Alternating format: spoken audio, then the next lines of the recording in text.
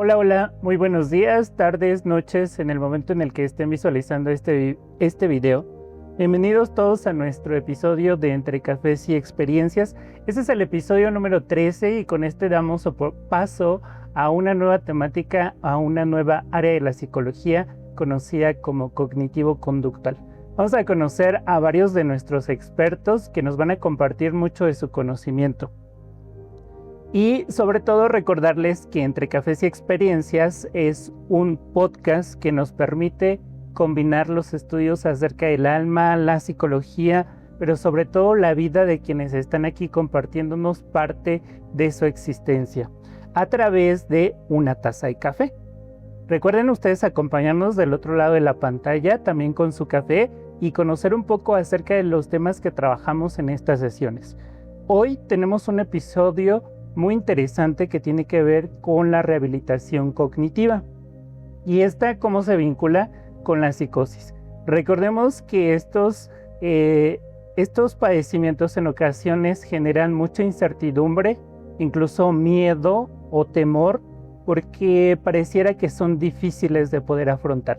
Pero en esta ocasión, nuestro especialista nos va a compartir y nos va a generar esta información necesaria para que podamos saber qué pasa con esto de la psicosis. Y bueno, me acompaña también el día de hoy Laurita.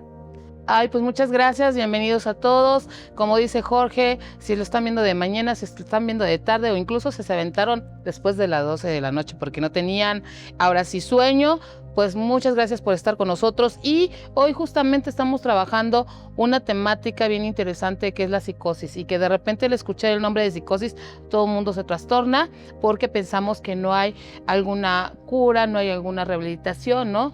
Y aquí vamos a conocer a fondo qué es la rehabilitación cognitiva, y para eso quisiera que nos dijera nuestro amigo y nuestro, ahora sí, compañero, ¿verdad?, de profesión, porque todos aquí somos psicoterapeutas y de esta gran enfoque que es la cognitiva conductual, Jorge. Entonces queremos que también nos acompañe Rodrigo en esta travesía de 4 sesiones que vamos a tener con diferentes temáticas y todas enfocadas en este enfoque que nos encanta mucho. Pero antes de empezar, quisiera fuerte con todas las preguntas profesionales, personales y lo que no le gusta a Jorge, la palabra íntimas, vamos a preguntar qué es la rehabilitación cognitiva, Rodrigo.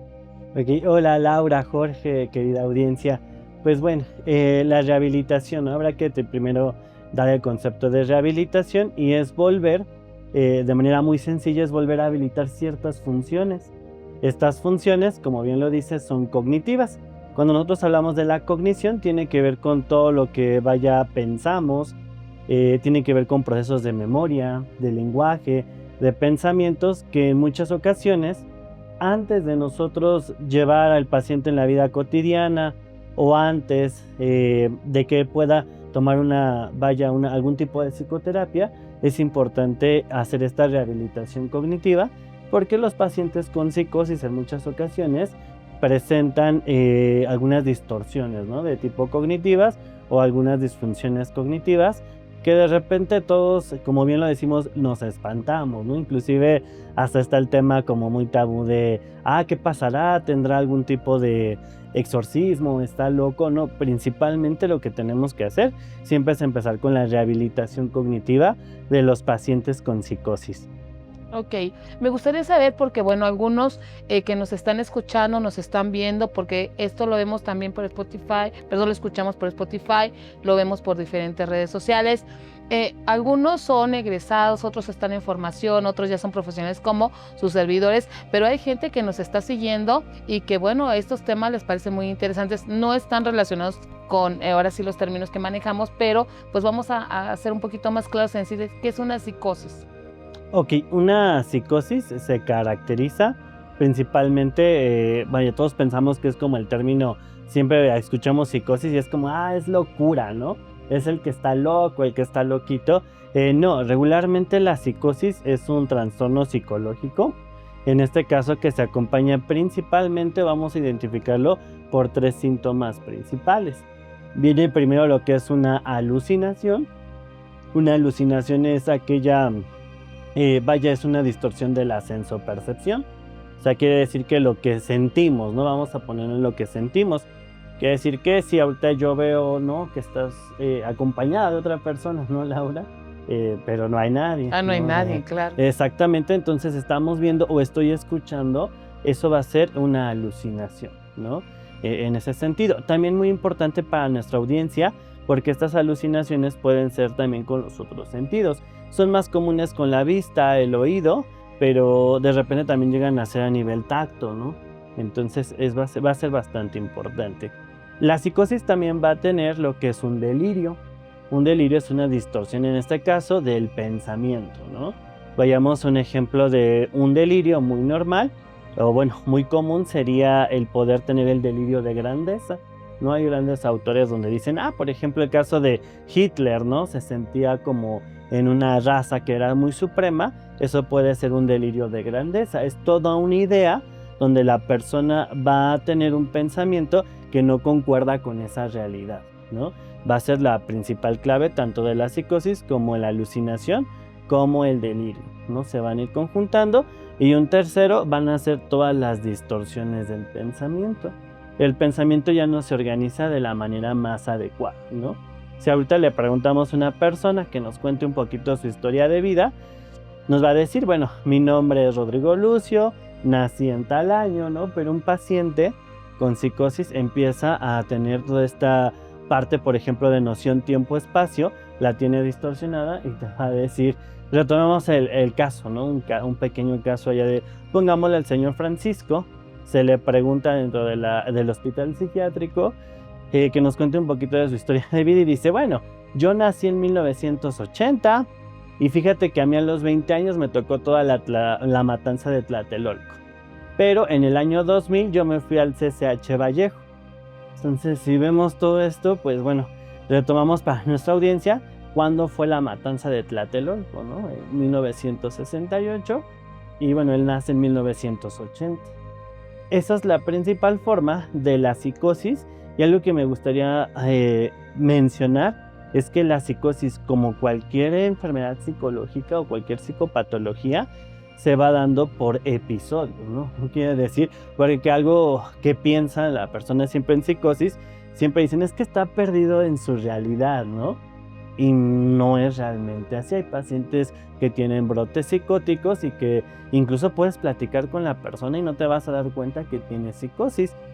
Ya cuando el paciente tiene un síntoma muy avanzado, ya hablaríamos ahí de una psicosis, pues vaya, muy profunda, ¿no? De una psicosis, pues vaya, ella muy, muy grave, ¿no? En este caso. Ok. Nosotros siempre hablamos de una etiología que no viene siendo más que el origen, ¿no? En otras palabras, ¿qué puede producir esto? Ok. La etiología para la psicosis, algo muy interesante para nuestra audiencia, es multifactorial, que quiere decir van a ser varios factores los que vamos a encontrar en la psicosis. Uno de estos primeros me gustaría hablar de la parte neurobiológica. A nivel neurobiológico, si bien no se han encontrado algunas cuestiones como de herencia directamente a nivel genético, pero si hay una disfunción a nivel neurobiológico, principalmente marcado, vamos a poner en 3 partes y las vamos a estar explicando. La primera de ellas va a ser una disfunción en lo que es la corteza prefrontal. Y para nuestra audiencia, ¿no?, que no conoce un poquito la parte de qué es la corteza prefrontal, sería básicamente toda la parte de nuestra frente, lo que implica el lóbulo frontal. Y aquí va a ver donde se encarga justamente de la integración de pensamientos, la integración justamente de los estados afectivos. Algo muy importante como plano secundario, la psicosis también implica en la vida emocional del paciente. Entonces va a ser la disfunción donde veíamos estas alucinaciones y estos delirios, pues efectivamente van a estar provocados por estas alteraciones. Que estas alteraciones a su vez van en una vía que podemos verlo del tegmentum, que es una zona media. Del tegmentum van ciertos neurotransmisores, aquí sería el segundo componente. ¿Qué neurotransmisores implican? Tenemos principalmente norepinefrina, norepinefrina, serotonina y dopamina, ¿no? ¿De qué se encarga cada uno de estos neurotransmisores? El primero de ellos, la noradrenalina, se va a encargar de manera común en cómo respondo ante situaciones que son inesperadas, ¿no? Por ejemplo, ahorita quizá tengo una cuestión de un asalto, entonces lo que se va a activar es la noradrenalina, eso que justamente hace que se desarrolle también la adrenalina, ¿no? Primero es la noradrenalina, entonces el paciente va a tener una hipersecreción, va a tener mucha noradrenalina justamente de la región del tegmentum a la parte del lóbulo frontal. Y bueno, esto va a ocasionar justamente alucinaciones y delirios.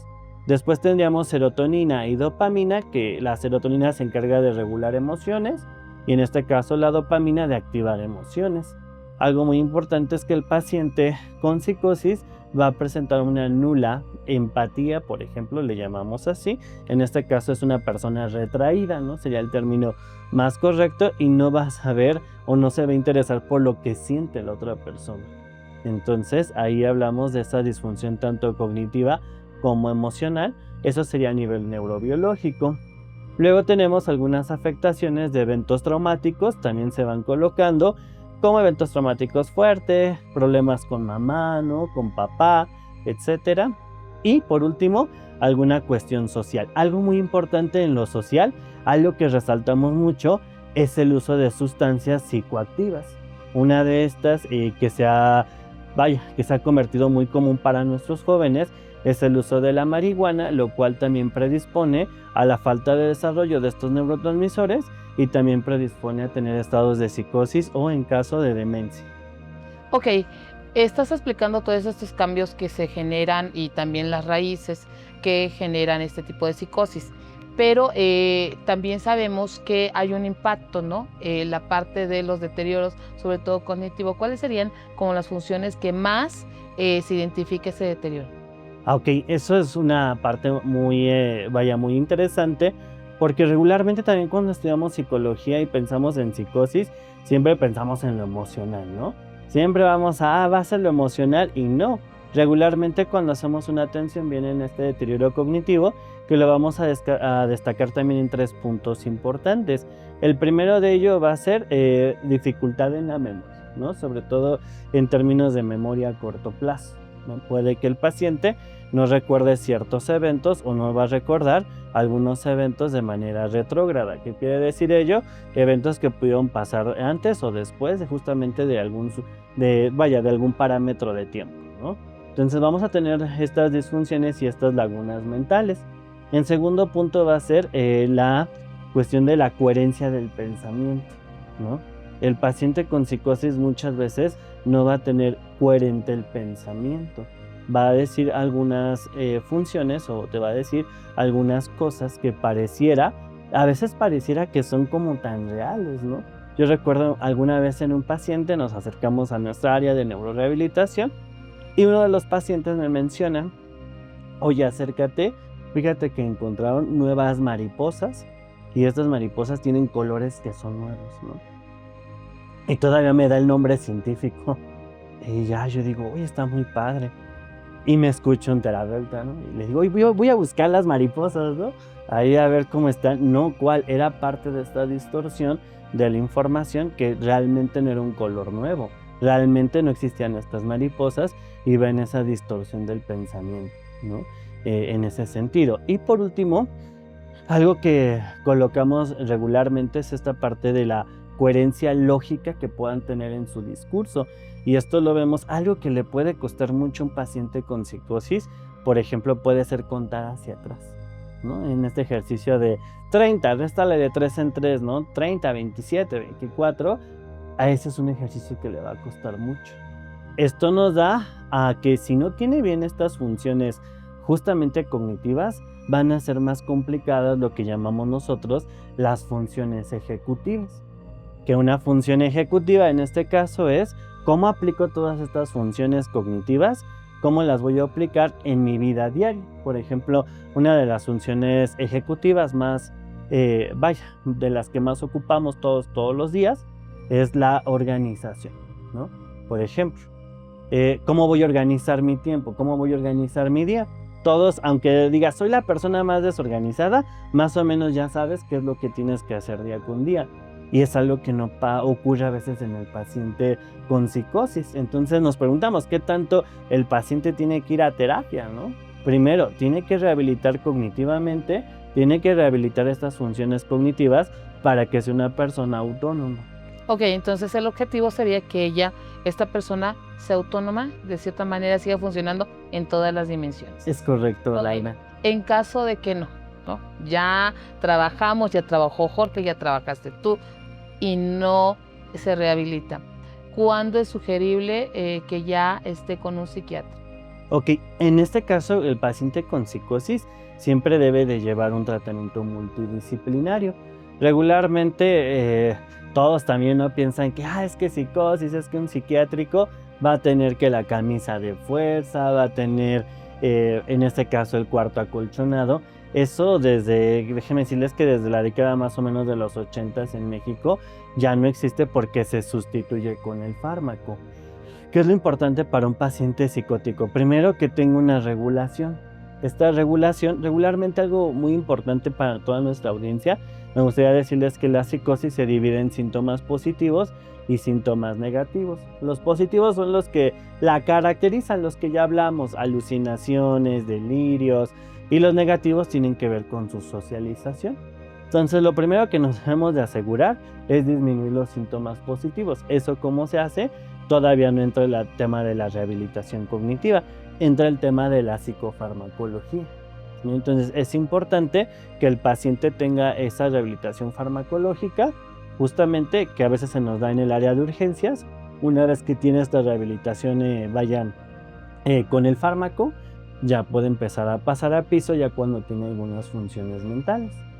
Una vez que se adapta a piso, ya es cuando nosotros podemos empezar con el tema de la rehabilitación cognitiva. Tú dices, se les da un fármaco. Aquí en esta parte el psiquiatra es el que determina la dosis, ¿no? Pero ¿cómo saben ahora sí los parientes de esta persona que puedes estar ya acompañado por un psicólogo? Porque igual a lo mejor la cantidad, la dosis que le dan no es suficiente. Ok, ¿cómo ellos van a saber? Cuando el paciente empieza justamente a tener estas funciones de nuevo, ¿no? O sea, a lo mejor el paciente, quizás su discurso todavía no es tan coherente, pero ya sabe cuál es su nombre, ¿no? Ya sabe identificar parte de su historia de vida, y aquí ya cuando nosotros podemos empezar a tener la rehabilitación. Porque incluso hay pacientes que se pueden llegar a tardar más por efectos secundarios de los fármacos. Y aquí ya es cuando el paciente podemos empezar a evaluar, y una de las herramientas más importantes, al menos para nosotros, es evaluar el estado mental de la persona. ¿Qué quiere decir? Que tenga la noción de tiempo-espacio. Si la persona ya sabe tiempo, ya sabe el espacio, por ejemplo, en decir, 1980 fue cuando nací, el 2000 fue cuando empecé la prepa, ¿no? En este caso, y todo el espacio lo va trabajando bien, esos son los parámetros que nos sirven a nosotros para decir, ya el paciente puede ir a rehabilitación cognitiva. Ok.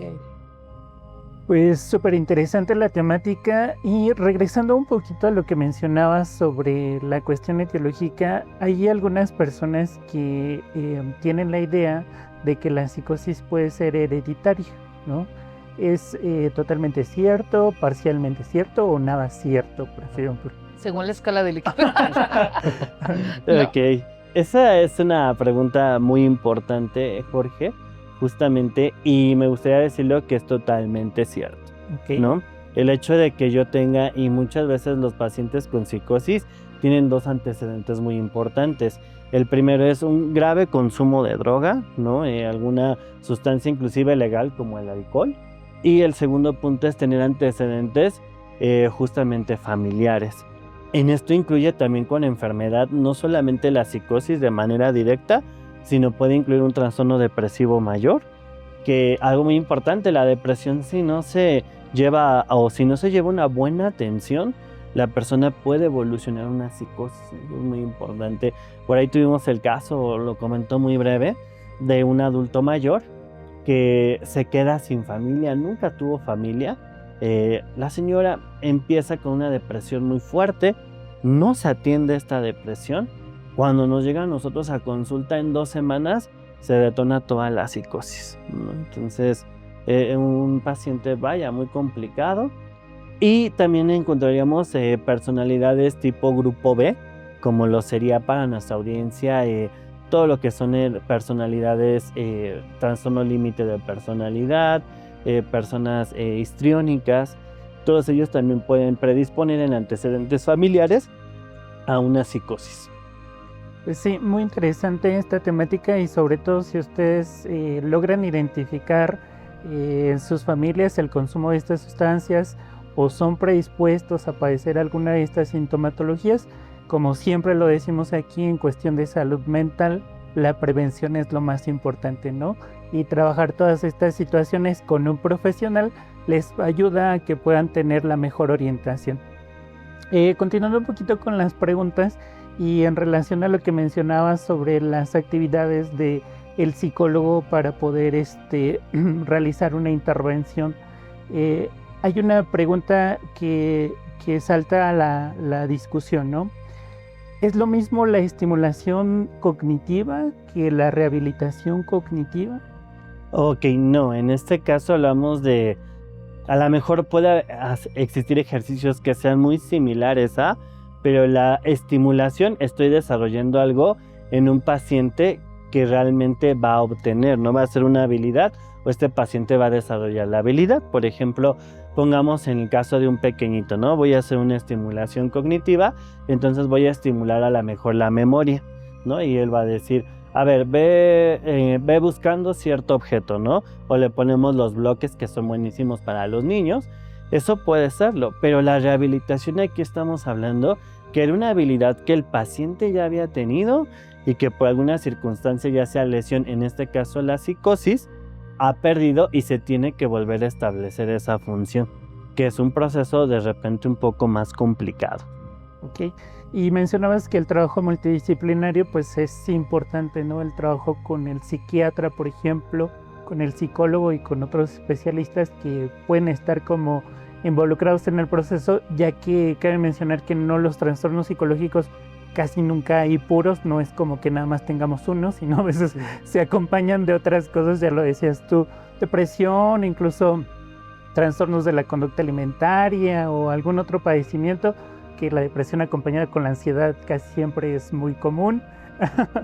Entonces, me gustaría que nos compartieras en qué momento interviene el psiquiatra y si hay algún momento en el que tiene que dejarse el tratamiento psiquiátrico o en psicosis siempre lo va a tener.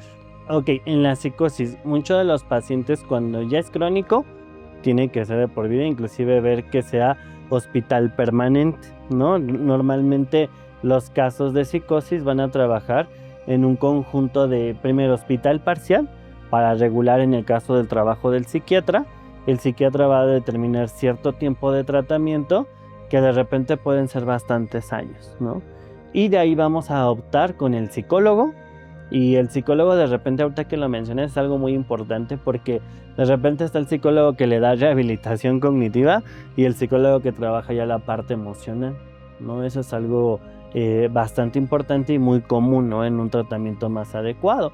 Y por último, sería la rehabilitación con el terapeuta físico. Algunos pacientes presentan algunos efectos secundarios, ya sea de la propia, del medicamento o algunos efectos de la psicosis, donde también se requiere que rehabiliten ciertas cuestiones a nivel motor.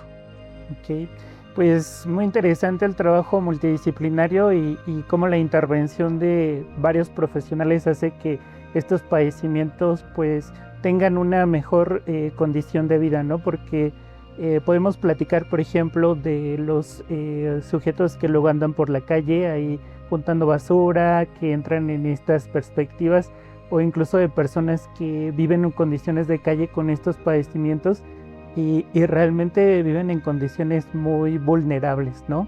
Pero bueno, pues vamos a ir cerrando un poquito la temática. Voy a hacer como en Zoom. Ya levanté mi mano. Ok, adelante, Laurita. Ok, antes de que pases a la parte más personal. Pregunta, ejemplo, si la persona que tiene psicosis está con muchas depresiones, o sea, a lo mejor no hay un deterioro cognitivo, pero sí la parte de depresión. ¿Qué le sugieres al terapeuta que esté trabajando con él? Ok, al terapeuta aquí primero tenía que ver con que tenga todas sus funciones, él puede trabajarlo y tiene que trabajar en la regulación de este estado de ánimo.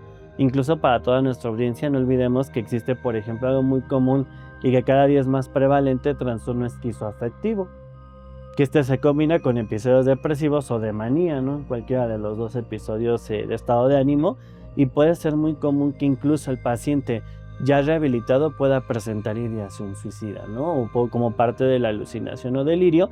Entonces ahí hay que trabajar primero la parte de la regulación del estado de ánimo y posteriormente el tema de la socialización en este caso del paciente. Ok, ¿puedes repetir nuevamente este trastorno que mencionas que se tiene que trabajar? Ok, esquizoafectivo. Esquizoafectivo, vayan aprendiendo. Ahora sí, vete con la parte personal. Aprendiendo y sobre todo consultando con un profesional que les puede dar una orientación más precisa, porque no en todos los trastornos hay como un síntoma muy característico. Cada trastorno presenta sus propias características, ¿no? Y algo que me gustaría resaltar justamente de este tema tan interesante es que realmente acudan para estos casos que son tan complicados con un psicólogo que tenga la experiencia justamente en este tema y que también les puede indicar qué tan conveniente es que el paciente trabaje con una terapia, qué tan conveniente es una canalización, e inclusive un buen psicólogo para estos pacientes puede revisar si también el trabajo del psiquiatra está siendo coherente, ¿no? Al saber de farmacología. Okay. Él no va a recetar, pero sí va a saber si el tratamiento está siendo coherente. Perfecto, fíjate cómo estamos aprendiendo todos, eso es lo padre. Y bueno, para ir concluyendo un poco nuestra temática, los invitamos a que venzan estas barreras y estos mitos acerca de la psicosis, y sobre todo si ustedes tienen algún familiar, algún conocido con este padecimiento, pues no rechazarlo, no generarle más conflictos o más situaciones de vulnerabilidad, sino al contrario, apoyarlo, porque es parte de nuestra sociedad y muchos de estos padecimientos se refuerzan y se construyen a partir de lo que nosotros vamos dando. Pero bueno, vamos a cerrar un poco nuestra temática hablando de cosas un tanto más personales, y algo que no le preguntamos al principio de nuestro invitado es que él se presentara y que nos dijera quién es, qué hace, cómo trabaja con estos padecimientos. Adelante, Rod. Ok, bueno, para toda nuestra audiencia, mi nombre es Rodrigo Lucio Martínez, soy psicólogo, justamente maestro, y bueno, apenas terminamos el doctorado en educación. Y bueno, nosotros nos dedicamos a dar clases a nivel de maestría y licenciatura en psicología, fisioterapia y gerontología. Son algunas de las carreras que nos dedicamos justamente a estar trabajando, y también nos dedicamos al trabajo de la rehabilitación cognitiva, justamente en paciente psiquiátrico y como terapeuta particular. Perfecto, y bueno, vamos a darle las gracias también porque aceptó la invitación, y si a ustedes les encantó este tema, pues vamos a invitarlos a que nos escriban, Jorge, porque nos quedamos muy cortos y a lo mejor la audiencia está queriendo saber más. Ahí, por favor, mándenos mensajitos, síganos, y si quieren seguir con esta temática, que vuelvo a repetir, creo que hay mucho por saber, pues estamos escuchando y estamos atendiendo todos sus mensajes. Y pues invitarlos también a nuestro próximo taller. Recuerden que vamos a estar este 24 de mayo en Plaza Las Américas en punto de las 12 del día con un tallercito que se llama Sanando mi relación con mamá, y vamos a estar con el equipo de Centro Psicológico Integral y Holístico. Te invitamos también, si quieres estar con nosotros, para que estemos apoyando a toda esta comunidad toluqueña. ¿Qué más, Jorge? Invítalos. Okay. Recuerden seguirnos a través de nuestras redes sociales. Estamos Entre Cafés y Experiencias en Spotify, en YouTube, en Instagram. Y suscríbanse a nuestra página, sobre todo para que les lleguen las notificaciones de cada uno de nuestros episodios. Compártanos sus dudas, sus preguntas, sus comentarios, incluso sus saludos para nuestros invitados, que ellos van a estar muy agradecidos de poder servirlos. Y nos vemos en nuestro próximo episodio, conociendo un poco más acerca de esto de la terapia cognitivo-conductual. Nos vemos hasta la próxima. Mi nombre es Jorge. Laura Monroy, juntos somos Entre Cafés y Experiencias. Y pues muchas gracias por haberse tomado este cafecito emocional. Salud y bonita tarde, noche o día. Hasta la próxima. Hasta la próxima.